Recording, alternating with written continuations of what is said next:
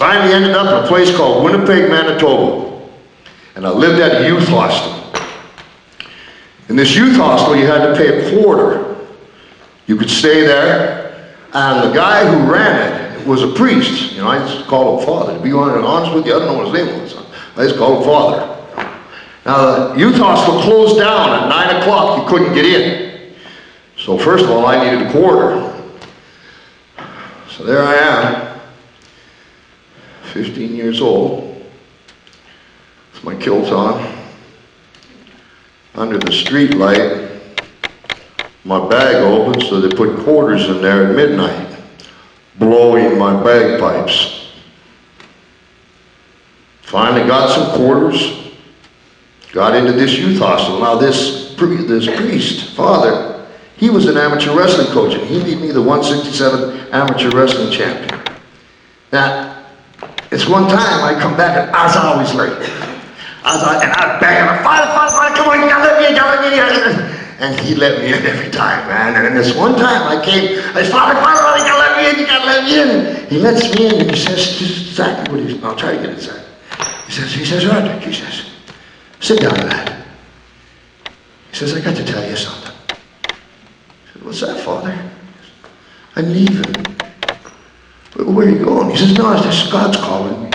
He says, I got to go someplace else, but I'm concerned with you, because I'll tell you something, you're out there doing things on the street I don't know, I don't want to know about, but I know that it's wrong, and I know that you're doing it, and this is what's going to happen to you. He says, you're going to be away, you're going to come back, it's going to be after 9, you're not going to get in, because I'm not here.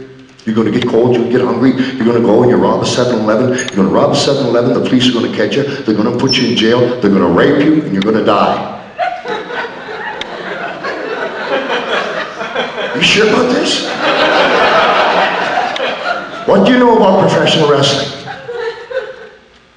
I don't know nothing. You'll be perfect, he says. Be down at the Winnipeg Arena, he says, at 8 o'clock and I can get you $25.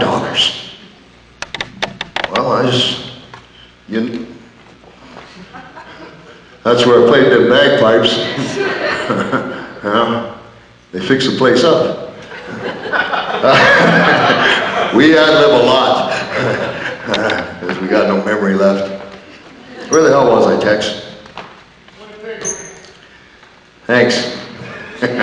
So I went down to the Winnipeg Arena in a $500,000 vehicle. I wanted to go in style, the city bus. And I walked in there, I wasn't quite prepared. I know you saw Larry Henning and that, but you didn't see the first part, you know. And I come in and I knocked on the door. First of all, the guy that opened the door wouldn't let me in because he didn't believe I was a wrestler.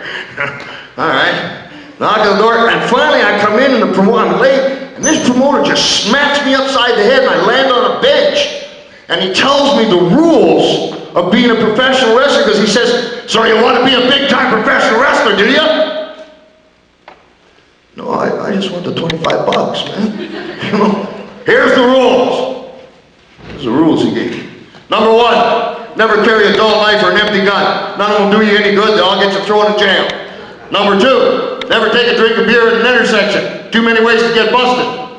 Number 3, if you're going to die, kid, die in the ring. It's good for business.